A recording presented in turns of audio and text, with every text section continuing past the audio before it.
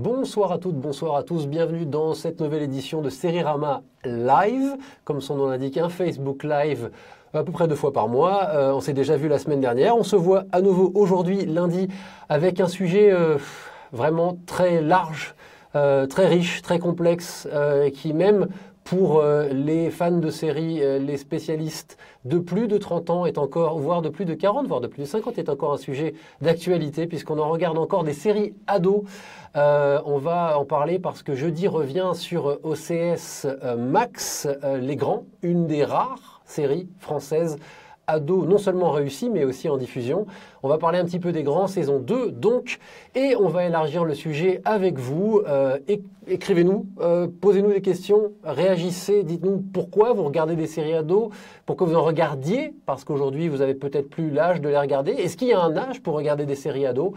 Et si vous êtes encore dans la cible, comme on dit à la télévision, c'est-à-dire si vous avez encore entre 12 et 20 ans, si vous êtes encore à peu près adolescent, eh bien écrivez-nous aussi pour vous dire pourquoi vous les regardez ou pourquoi vous ne les regardez pas. Bref, on va discuter de tout ça aujourd'hui, de beaucoup de séries, mais on va commencer avec Les Grands parce que c'est l'actualité, parce que c'est notre accroche comme on dit, et on va se mettre un petit peu en appétit en regardant quelques images de cette saison 2 des Grands.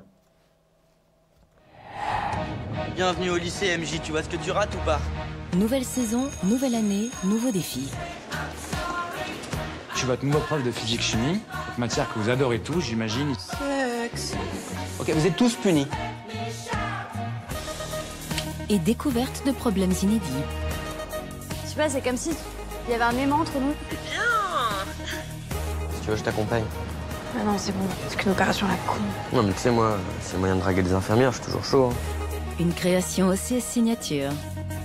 Pas la peine de faire ta tarlouse. Tu peux arrêter de dire des trucs comme ça, s'il te plaît? Quand tu fais une connerie, tu la répares, ok? Surtout pour un pote. Ta mère s'inquiète pour toi. Elle arrive juste pas à accepter ce que je suis. Arrête de me traiter comme une gamine. Eh ben, arrête de te comporter comme un bébé. T'as des problèmes dans ta tête. C'est ça que tu veux, c'est ce que... Non. Une série primée 3 fois au Festival de La Rochelle. Chaque jeudi à 20h40, Les Grands, saison 2 inédite sur Max. Et retrouvez à la demande l'intégralité de la saison. Avec moi pour discuter aujourd'hui et avec vous, un autre ancien adolescent comme moi, oui. Sébastien Mauche, bonjour.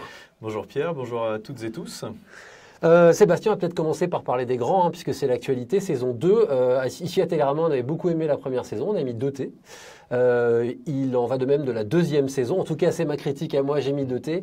Est-ce que ces Grands, qui sont donc maintenant au lycée, c'est un peu le principe.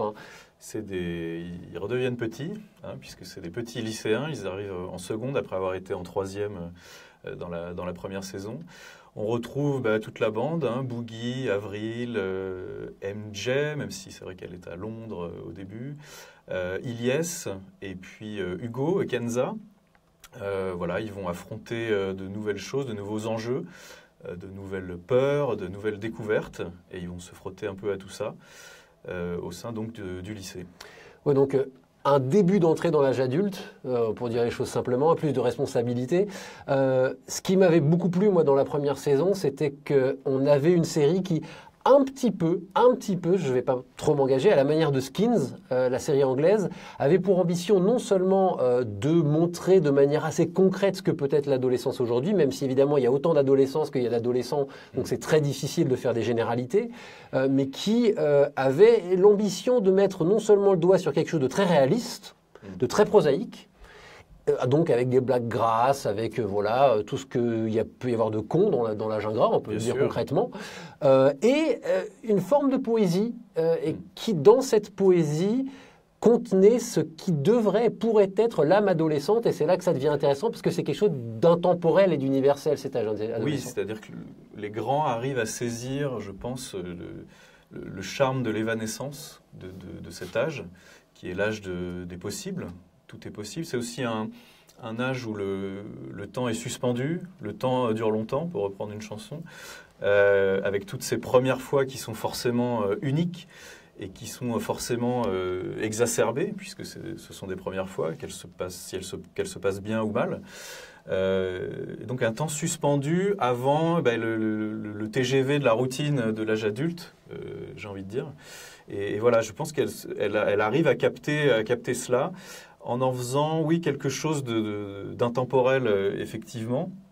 Il y a quelques références pop et culturelles de ci, de là. On voit des t-shirts de Nirvana, des Sex Pistols, mais aussi on parle de Daft Punk. En même temps, les t-shirts de Nirvana, à notre âge, on les avait, et les ados les ont encore aujourd'hui. C'est intemporel parce que ce sont des artistes qui ont franchi les générations, effectivement. Mais il y a aussi beaucoup d'électro.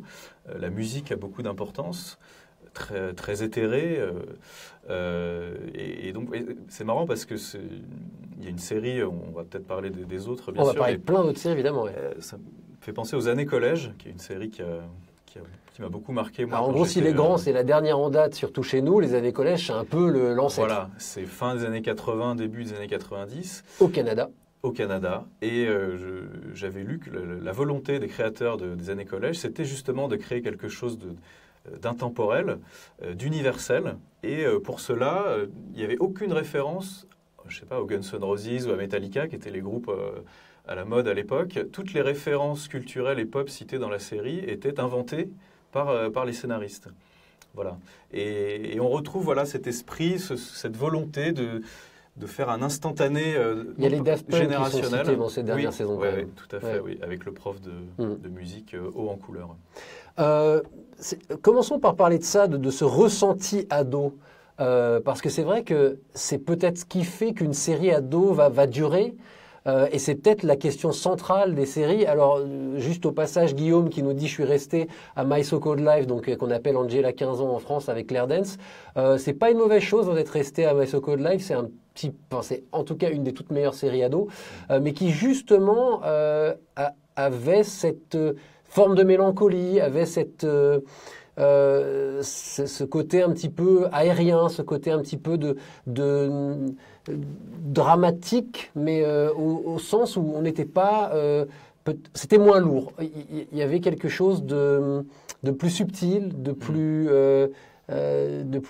dans l'esprit, je ne sais pas comment dire ça, mais en fait qui essayait de capter cet esprit adolescent. Et j'en reviens à ma question, c'est-à-dire peut-être pas...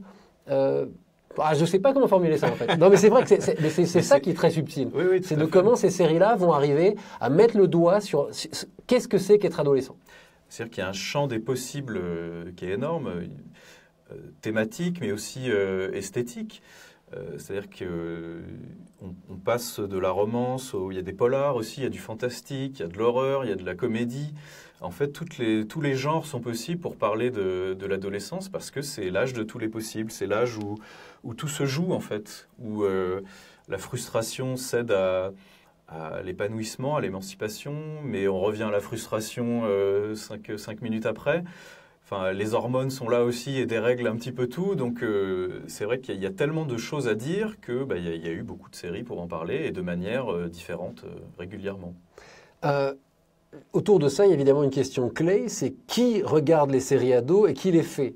Comment faire une série sans que le regard adulte ne biaise les choses? Alors, c'est ça un peu le ressenti. Et c'est ça qui est intéressant aussi pour nous, téléspectateurs plus âgés, parce qu'on ne va pas se mentir, on a regardé des séries ados, on en regarde encore parfois, bien au-delà de l'âge de la cible, comme on dit. Ouais. Donc peut-être... qui fait ces séries-là et comment les faire? C'est pour ça que je parlais de ressenti adolescent, c'est-à-dire que moi, ce que je trouve très fort, c'est que je puisse regarder une série ado en me disant mais je comprends ça et je suis connecté à cette histoire-là. Et il y a quelque chose qui me touche profondément. Mais est-ce que je suis touché par cette série parce que je suis nostalgique de ce que j'ai été ou de ce que je n'ai pas été? Par exemple, je dois avouer que j'ai regardé Dawson, par exemple, à un âge où j'étais un petit peu au-delà de la cible. Je devais être vraiment fin de lycée, début d'université à l'époque, alors que ça s'adresse a priori à un public plus jeune, parce que Dawson c'était cette image d'une adolescence, alors avec des problèmes, mais rêvée entre guillemets. Et c'est aussi pour ça. Et donc la question, c'est qui écrit ces séries-là pour s'adresser à qui? Pour toucher qui? Pour toucher les ados ou pour toucher les anciens ados? Je pense que l'idéal, c'est de toucher les deux, et c'est ce que réussissent les scénaristes des grands. Ce qu'ils arrivent à créer une fascination à la fois pour les adultes, pour nous, les trentenaires, les vrais grands en fait, entre guillemets, puisqu'on ressent une sorte de nostalgie, tu l'as dit, tu as employé le terme, nostalgie pour ces années-là, pour effectivement ce que l'on a fait, ce que l'on n'a pas fait, ce que l'on aurait rêvé faire. Mais ça crée aussi une fascination pour ceux qui ont le même âge que les protagonistes, voire plus jeune. Moi, quand je regardais les années collège, par exemple, et le titre français était trompeur, je regardais les années collège à la fin de l'école primaire, donc à 9-10 ans, et j'allais aller au collège l'année suivante. Sauf que les années collège, c'est pas le collège en France. C'est-à-dire que les protagonistes étaient beaucoup plus grands, ils étaient presque au lycée, donc il y avait des histoires de viol, d'avortement, je me souviens, c'était très très réaliste, très très brut, hein, les années collège. Voilà, il y a beaucoup de séries ados qui étaient elles-mêmes, pensons à Hartley, Cœur à vif ou ce genre de séries-là, où il y a eu des problématiques graves. Même Dawson, oserais-je dire, avait des problématiques graves qui étaient abordées. Oui, mais il y avait un côté plus dur, plus violent, plus dur dans les années collège. Même si Tom dit très justement, sur les années collège, les coupes de cheveux n'étaient pas intemporelles. Oui, c'est vrai que ça, pour le coup, on peut rien y faire. Oui, les looks. Alors oui et non, parce que dans les grands, on sent que Boogie est peut-être un peu calqué sur le personnage de Joey Jeremiah avec son chapeau dans les années collège. Ça, et d'ailleurs, si les grands ont un côté un petit peu rétro. Un peu rétro. Dans les années. Tout ça pour dire qu'on peut voir ces séries-là quand on a le même âge ou quand on est un peu plus jeune, de manière apeurée, parce que moi je me disais, mais je vais rentrer au collège et il va y avoir ces histoires-là d'avortement, et puis il y a les casiers qui claquent tout le temps, ça c'est un truc qu'on avait. Alors que moi j'ai jamais eu de casier. Ouais, exactement. Après il y en a eu, je crois, plus tard, mais à mon époque on n'avait pas de casier. Mais c'était assez effrayant. Ça passait aussi par le cinéma, il n'y avait pas que les séries. Moi je me souviens alors bon, c'est pas un très grand film, mais Génial, mes parents divorcent, par exemple, de Patrick Braoudet. J'avais exactement le même âge, c'est-à-dire 10 ans que les protagonistes du film. Tes parents divorcent. Et il se passait des choses incroyables, des histoires d'amour, des bastons, des choses... Voilà, il y avait cette fascination-là. Donc ça joue sur ces deux aspects, et c'est pour ça que ça peut séduire plusieurs générations. On réagira un peu plus tard à Sacha qui dit on oublie de dire qu'en France les séries ados ont été longtemps réduites aux productions AB. On n'avait pas trop le choix, on n'oublie pas, on va en parler justement. Mais je rebondis sur ce que dit Joséphine. J'ai regardé Gilmore Girls à 30 ans passés, merci Netflix, et j'y ai tout de même trouvé de l'intérêt. Donc voilà, oui. Alors d'autant que Gilmore Girls n'est pas qu'une série ado, c'est une relation entre une mère et sa fille. Oui. Donc les adultes jouent un rôle, les personnages adultes ils jouent un rôle bien plus important que dans beaucoup de séries ados. D'ailleurs, une des grandes faiblesses des séries ados, et les grands tranchent quasiment là-dedans en supprimant quasi les parents, même si dans la saison 2 on les voit un peu plus que dans la saison 1. Mais ils sont largués. Mais c'est souvent très difficile pour les séries ados de mettre en scène les parents, c'est-à-dire que c'est souvent en fait juste un outil qui est utilisé pour montrer à quel point les adultes ne comprennent rien à l'adolescence. Oui, c'est pour montrer que les deux générations sont déconnectées. Les parents, effectivement, mais aussi les profs. Les profs, dans les grands, sont souvent montrés de manière ridicule, ou alors comme objet, surtout. Ou alors comme objet de fantasme sexuel pour les élèves. Et c'est un peu comme ça qu'on les voit, effectivement, quand on a cet âge-là. On peut être fasciné par la beauté d'une prof de français et puis énervé par un prof aigri qui va tout le temps nous emmerder parce qu'on n'a pas fait nos devoirs, etc. Et ça, c'est bien dit et c'est bien montré aussi dans la série.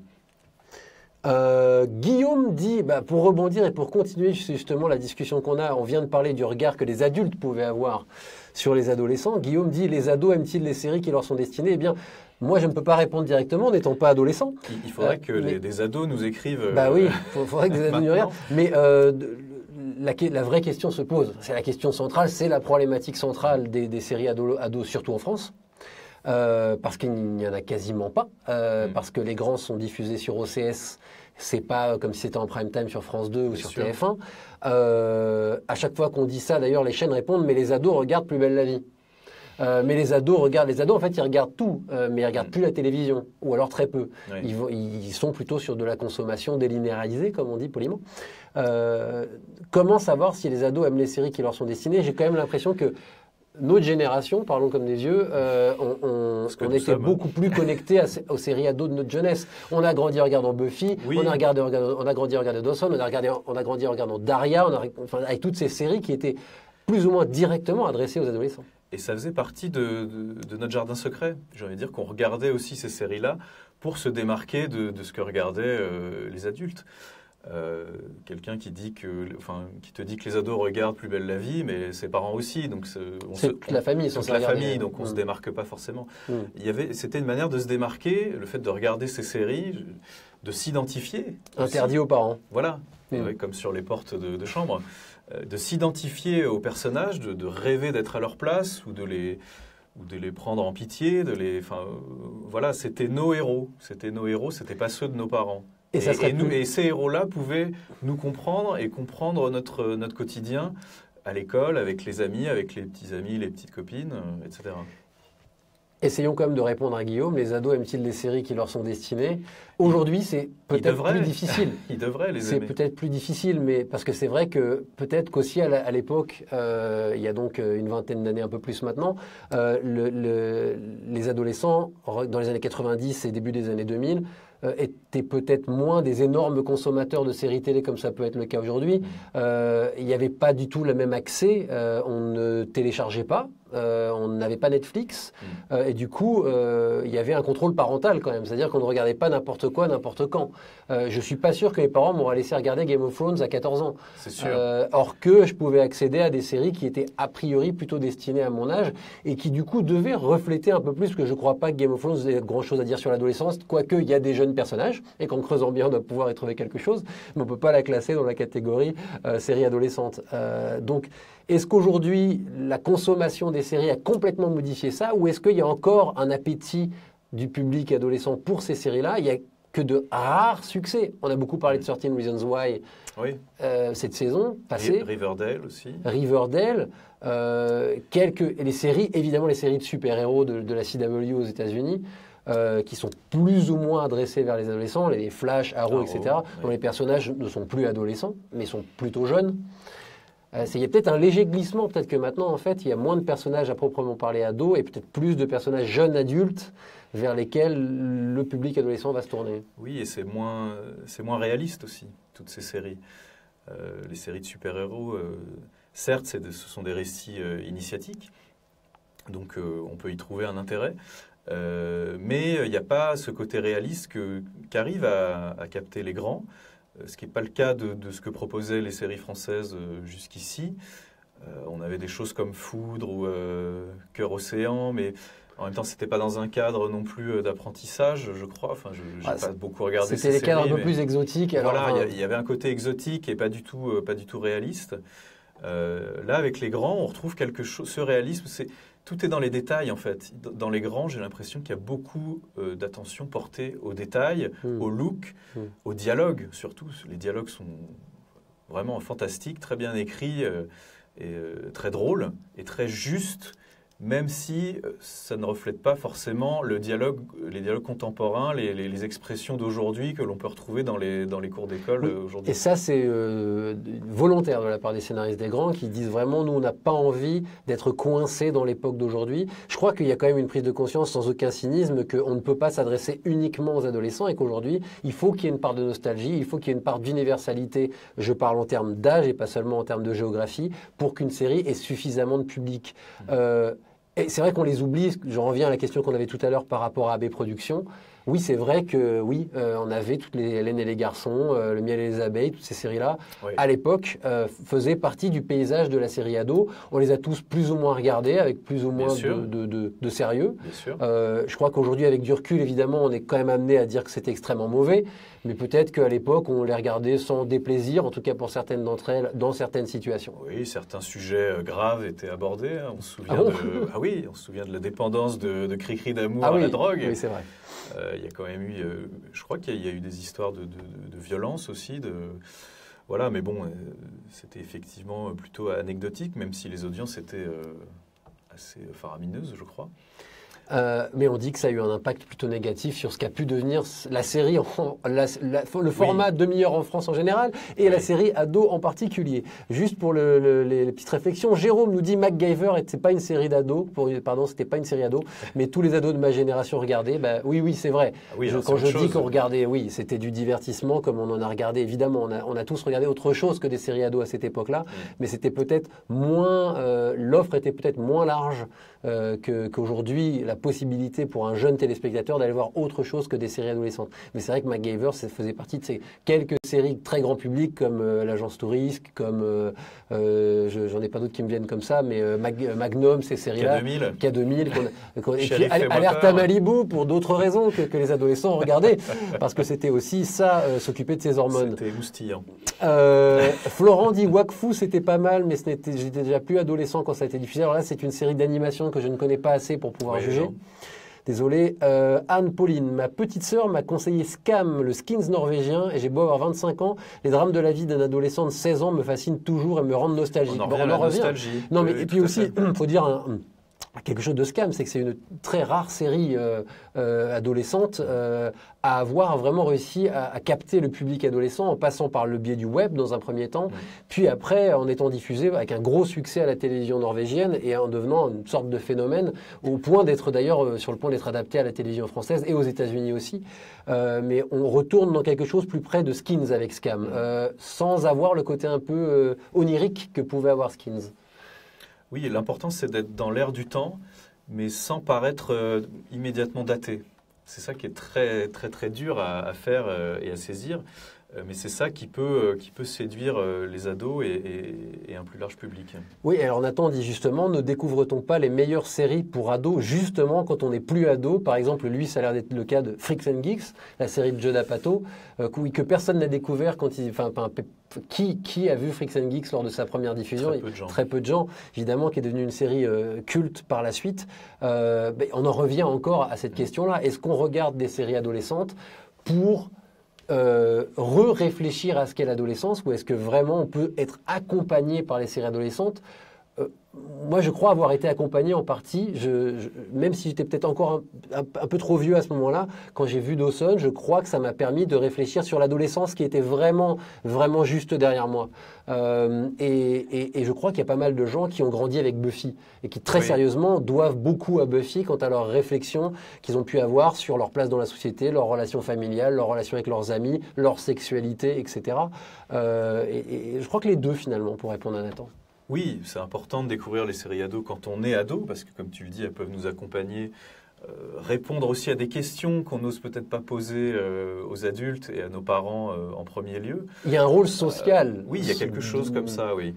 C'est presque l'assistance sociale télévisuelle, j'exagère, mais c'est censé mettre le doigt sur des problématiques graves. Mais quand je dis que les années collège m'ont marqué, aujourd'hui, j'ai pas vraiment envie de revoir les années collège. Je pense que je devais vraiment le voir à cette époque-là et à mon âge.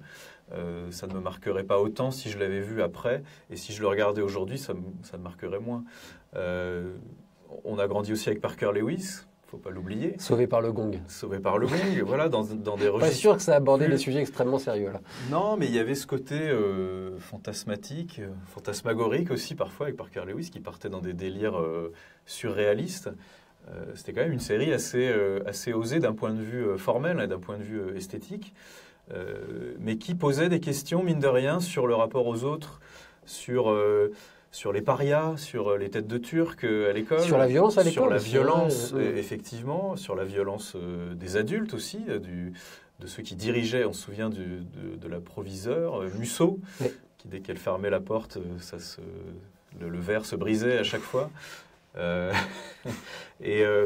Voilà, c'était une manière aussi d'aborder des sujets graves, mais avec un côté de dérision qui était important. Alors quand on parle de fantasmagorique, de choses un petit peu plus déconnectées de la réalité, c'est vrai qu'il y a deux grands genres de séries adolescentes. Avec les grands, on est dans la catégorie réaliste. Ça n'empêche pas d'avoir des scènes un peu oniriques, mais on est dans la catégorie réaliste. Quand on parle de Buffy, on parle de Teen Wolf, on parle de toute une catégorie de séries adolescentes qui, elles, ont fait le choix du métaphorique. Parce que comment s'adresser aux adolescents? Peut-être la meilleure façon de le faire, c'est de leur permettre de s'auto-fantasmer, en tout cas de poser les problématiques de l'enfance à travers des récits que je pense un nombre de psys apprécieraient particulièrement et qui vont permettre, comme disait l'autre dans notre jeunesse, ce n'est pas sale, ton corps change. Oui. Quitte à ce qu'il se couvre de poils et que tu deviennes un loup-garou la nuit venue. C'est très métaphorique tout ça. On a l'impression que c'est par ailleurs un genre qui faiblit un petit peu, ce genre métaphorique, même si le super-héros est là pour relever le genre ces derniers temps. Oui, là on part plutôt sur du thriller ou du polar, j'ai l'impression, avec 13 Reasons Why, avec Riverdale. C'est un genre aussi qui fonctionne pas mal. À notre époque, on avait 21 Jump Street, oui. qui était une série policière et qui nous faisait rêver parce que c'était donc des agents, pour ceux qui n'ont pas connu 21 Jump Street, qui ont connu peut-être les adaptations ciné de ces dernières années. Il y avait quand même Johnny Depp qui jouait dedans. Et c'était donc des jeunes inspecteurs, tout juste diplômés, qui menaient des enquêtes dans des lycées. Alors c'était plutôt des lycées, pas des collèges. Et voilà, on pouvait se rêver. Moi, je sais que j'imaginais être le détective de mon école et de résoudre des crimes et puis de sortir avec la fille populaire de ma classe que je n'osais pas aborder en règle générale. Alors là, maintenant, il y a des polars et des thrillers, mais c'est tout à fait autre chose parce que ça aborde des questions très, très dures comme le viol, le suicide, donc on est vraiment dans autre chose. Mais effectivement, ça a tendance à prendre la place des super-héros et de cette mythologie à laquelle on pouvait s'identifier il y a quelques années. Oui, même s'il y a The Gifted qui a commencé par exemple aux États-Unis, où là on est dans une histoire familiale, mais on a des personnages d'adolescents, encore une fois, métaphore extrêmement classique, qui découvrent un super pouvoir, le super pouvoir étant d'ailleurs très souvent témoin de ce qu'est l'identité profonde de l'adolescent. Et ce qui est intéressant dans The Gifted, donc nouvelle série de Marvel, c'est que dans le premier épisode, les ados font littéralement un coming out à leurs parents en disant « Je suis mutant, papa, maman ». Voilà, oui. ce qui, ma foi, métaphoriquement, est intéressant aussi. Kev nous dit « C'est marrant comme les séries pour ados nord-américaines, il y avait toujours des personnages de geeks », donc il cite celle dont on vient de parler, Parker Lewis, Sauvé par le Gong, les années collège. Parce que c'est vrai qu'aujourd'hui, le geek, il est complètement mainstream et du coup, on va plus le mettre à la marge, ça va être le personnage principal. 13 Reasons Why, on n'est pas loin d'avoir affaire à un geek dans le premier rôle, même si aujourd'hui ça ne veut plus rien dire. Geek, ça veut tout et dire n'importe quoi, enfin ça part dans tous les sens. Mais c'est peut-être sans doute qu'il y avait cette envie de ces séries-là de mettre le doigt sur toute la nomenclature, tous les différents types d'adolescents. Ce que Daria aussi fait très bien en animation, donc d'un côté plus humoristique. Oui, aujourd'hui on retrouve pas mal de petits Sheldon un peu partout. Et il y a d'ailleurs un petit Sheldon qui va à l'école. Alors lui, il n'est pas ado, mais il est au lycée. Il a 9 ans, mais il va au lycée, donc est-ce que c'est un ado ? La boucle est bouclée finalement. Oui, voilà. Est-ce qu'on peut ajouter Stranger Things ? Ça, c'est Guillaume qui nous le demande. Ils sont un peu jeunes quand même, nos amis de Stranger Things, pour être qualifiés d'adolescents, mais il y a par contre leurs grands frères, il y a les grands frères et grandes sœurs, donc il y a l'adolescence aussi. Après, ils vont à l'école, ce sont des pré-ados quand même, donc on peut quand même les inclure dedans. À ce moment-là, on peut mettre aussi les enfants de ça, par exemple, qui apparemment dans mais la ça, version... c'est du cinéma, je regarde pas moi ça. Ah oui, pardon. Il y a eu une version de télé de ça. En 1990, il y a eu 2 téléfilms de ça. Oui, les groupes de jeunes, encore une fois déconnectés des adultes, ont un intérêt et Stranger Things en fait partie effectivement. Même si, comme beaucoup de choses dans Stranger Things, elle nous renvoie justement, on parlait de nostalgie, elle nous renvoie à des codes et à des histoires qu'on connaît déjà. Et par exemple, voilà, le premier amour, la peur de l'engagement avec celui avec qui on est, la pression populaire pour sortir plutôt avec le type populaire, avec le quarterback, vraiment celui qui est le plus et la en chef vue. Des et la chef des pom-pom girls, et du coup toutes ces thématiques-là on les connaît, mais c'est là l'intelligence et le succès de Stranger Things vient de sa capacité à nous remettre face à ces histoires-là. Et c'est là où les grands sont peut-être plus originaux, au sens où il y a ce côté intemporel dont on parlait, qui vient peut-être des beaux gosses de Riyad Satouf. Moi, quand je vois les grands, je pense pas mal aux beaux gosses. Il y avait aussi un film qui s'appelle Le Nouveau, qui était sorti il y a quelques années. Est-ce que les héros des grands, c'est un peu c'est pas les plus populaires de leur lycée, du collège puis du lycée. C'est quand même des marginaux. Pas au sens extrême du mot, mais c'est quand même plutôt les moins populaires. Oui, alors encore que dans cette saison, il y a Il y a un personnage qui est vraiment pas populaire pour le coup, qui est la tête de Turc, le souffre-douleur. Ouais. Mais sinon, Boogie est quand même assez, avec son chapeau, sa veste en cuir, et tout de même assez populaire. Ou alors il le devient. On va rien dire, mais ils peuvent devenir populaires. Ils peuvent en tout cas devenir un peu plus populaires. Par le personnage d'Hugo, qui est peut-être l'un des bémols que je mettrais quand même pour cette saison 2, qui est quand même un peu moins bien exploité Oui, j'allais le dire. que dans la première saison. Est-ce que nos séries adolescentes, Sébastien, celles des années 90, celles du début des années 2000, peuvent toujours être pertinentes aujourd'hui? Est-ce qu'elles ont réussi? Après, on questionnera celles d'aujourd'hui pour finir ce live. Est-ce qu'elles ont réussi? Est-ce qu'aujourd'hui, si on se replonge dans Buffy, si on se replonge dans Dawson, si on se replonge dans Freaks and Geeks, si on revoit les séries de l'époque, est-ce qu'on peut se dire, bon, finalement, oublions les coupes de cheveux et les vêtements trop grands? Est-ce que finalement, les thématiques qui étaient abordées à l'époque fonctionnent toujours? La question, c'est pas si nous, on se replonge, parce que si nous, on se replonge dedans... Est-ce que si les ados d'aujourd'hui... Voilà, vous êtes là? Est-ce qu'ils sont là, les ados d'aujourd'hui? Est-ce qu'ils se mettent à Buffy ou Je crois qu'ils s'y mettent à Buffy. Je crois que Buffy, ça continue. Ah bon, je me trompe peut-être. Mais je sais pas, j'ai pas la réponse. Est-ce que Buffy paraîtrait datée aujourd'hui? Il faut vraiment demander... Est-ce que ce qu'elle avait de novateur aujourd'hui a tellement été repris, imité, copié Je pense que pour l'émancipation des femmes, pour la question de l'homosexualité, du coming out, etc., je pense qu'elle reste vraiment pertinente. Ça, il n'y a pas de souci. On va garder la question de Claire pour la fin de cette émission, parce qu'elle nous offrira une fin parfaite. Un mot quand même de la situation française. Si on a une solution, pourquoi on peut dire aujourd'hui que Les Grands, c'est la seule série ado française? On exclut l'animation peut-être, qui est diffusée actuellement. Pourquoi est-ce que les chaînes semblent fuir, non pas les personnages d'adolescents, parce qu'il y a des personnages d'adolescents, parce que par exemple, Fais pas ci, fais pas ça, parler de l'adolescence, et parce que beaucoup d'autres séries parlent d'adolescence. Mais pourquoi des séries ados, à proprement parler, dont les héros sont des ados, c'est quelque chose qui semble ne pas avoir sa place à la télévision française aujourd'hui? Peut-être que les grandes chaînes en tout cas, ont peur de faire sonner juste le langage adolescent d'aujourd'hui. Je pense qu'il y a une sorte d'autocensure sur des chaînes, sur des grandes chaînes comme TF1, France 2, etc. On ne pourrait pas passer une série comme Les Grands, je pense, parce qu'il y a un langage spécial, il y a des situations spéciales, il y a... Voilà, est-ce que les chaînes sont encore prudes? Est-ce que c'est pour pas choquer les parents Je dirais plutôt que c'est peut-être pour faire en sorte qu'il n'y ait que des séries où tout le monde va venir. C'est-à-dire que le problème de la série ado, c'est clivant. C'est plus que clivant, c'est-à-dire qu'a priori, ça n'intéresse pas les parents. On le disait tout à l'heure, c'est interdit aux parents. Alors, en fait, il faudrait qu'elle soit hyper bien foutue, auquel cas les parents viendraient aussi. Je serais curieux de voir quel âge avaient les gens qui ont suivi 13 Reasons Why. Sans doute qu'il y en avait une majorité qui avait moins de 25 ans, mais il y a eu certainement un grand nombre de personnes de plus de 25 ans. Le problème, c'est que l'âge moyen de la télévision, aujourd'hui, c'est plutôt 55 ou 65 ans. Et du coup, si vous mettez des personnages de 15 ans ou de 18 ans, même en prime time à la télévision française, vous vous exposez, c'est vrai, à une déconvenue. Et il y a eu des tentatives, je me rappelle de Clash, qu'avait fait France 2.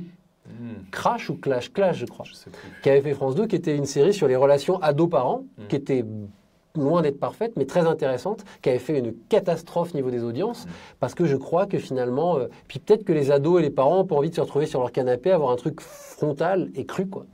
Voilà.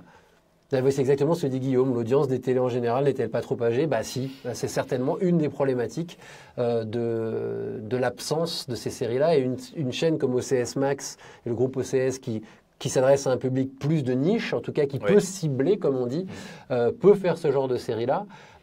Canal l'avait fait à l'époque avec Sweet Dreams, qui était une mini-série en 3 épisodes de la nouvelle trilogie, qui était un truc, vraiment c'était pour essayer, pour prendre des risques. Et il l'avait fait, c'était assez réussi, mais il n'y a jamais eu de suite. Mais c'est vrai que c'est très difficile, KD2A n'existe plus. Oui. Donc voilà, les minicums non plus, donc on est mal barré. Et c'est vrai qu'avec toute cette génération AB Productions, on avait quand même des séries qui montraient des jeunes Qui avaient tous 25 ans, mais c'est pas grave. Très fleur bleue, très, voilà, qui avait très peu de soucis, qui avait un langage pas très fleuri et qui ne reflétait pas du tout la réalité. C'était aussi une manière de s'évader, on est d'accord, mais voilà, il manque cette volonté de réalisme à la télé française, et Les Grands pourraient être une petite porte entrouverte. En espérant que France 4, qui est censé faire un remake de Scam, si je ne dis pas de bêtises, la norvégienne joue le jeu, et voilà, on ne sait pas où en est ce dossier-là, mais à suivre évidemment, pour voir si ça peut marcher. C'est vrai que France 4 s'adresse en partie à un public plus jeune, donc il y a moyen peut-être de mettre le doigt sur quelque chose. Allez, répondons à Claire pour finir. Je ne suis pas préparé, moi là, donc allez, votre top 3 persos des séries ados, je me jette à l'eau. On va pas faire 3, 2, 1, on va dire les 3 séries moi, qui marchent le mieux pour moi. Je vais pas être très original, je vais dire par ordre des diffusions, Angela 15 ans, Daria et Dawson. Voilà, je suis dans les années 90 complètement. Et en bonus, Heartlaker à vif, mais là c'est vraiment parce que c'est... Bah oui. Drazik, tu étais fan de Drazik à l'époque. Vous voyez, bien sûr, mais tout le monde voulait te saper comme Drazik à l'époque, c'était un petit peu la mode du début des années 2000, disons, en France. Moi je mettrais les années collège, parce que ça m'a beaucoup marqué. Parker Lewis, pour les raisons que j'ai citées précédemment, ouais. Et puis, non mais je vais mettre Les Grands. Parce que vraiment, je suis très heureux de voir une série comme ça aujourd'hui à la télé. Et voilà, et j'encourage vraiment tout le monde à regarder. Eh bien, Les Grands, c'est jeudi à 20h40 sur OCS Max. Allez-y, il y a aussi un peu plus à lire sur Les Grands dans Télérama de la semaine passée, si je ne dis pas de bêtises. C'est donc ce jeudi sur OCS Max à 20h40. Merci beaucoup Sébastien. Merci Pierre. Et à la prochaine édition de Télérama.